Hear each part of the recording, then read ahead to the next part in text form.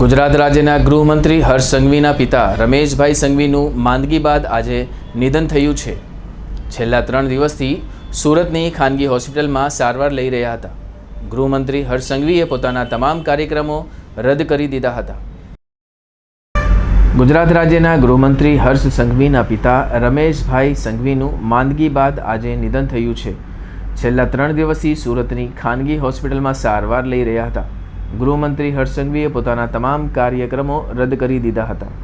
ગૃહ રાજ્યમંત્રી હર્ષ સંઘવીના પિતા રમેશચંદ્ર સંઘવીનું નિધન થયું છે। લાંબા સમયથી બીમાર રમેશચંદ્ર સંઘવીએ હોસ્પિટલમાં અંતિમ શ્વાસ લીધો હતા।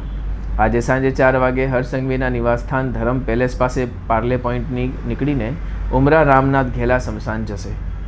ગૃહ રાજ્યમંત્રી હર્ષ સંઘવીના પિતાનું સારવાર દરમિયાન નિધન થયું છે। હર્ષ સંઘવીના પિતાની છેલ્લી 3 દિવસની તબિયત લથડતા ખાનગી હોસ્પિટલમાં આઈસીયુમાં દાખલ કરવામાં આવ્યા હતા। કોરોના કાળ પછી તેમને સારવાર માટે હૈદરાબાદ પણ ખસેડવામાં આવ્યા હતા। છેલ્લા 3 દિવસથી હર્ષ સંઘવીએ પોતાના તમામ કાર્યક્રમો રદ કરી દીધા હતા। રમેશ સંઘવી સુરતમાં ગિરનાર કોર્પોરેશન નામની ડાયમંડ કંપની ચલાવતા હતા।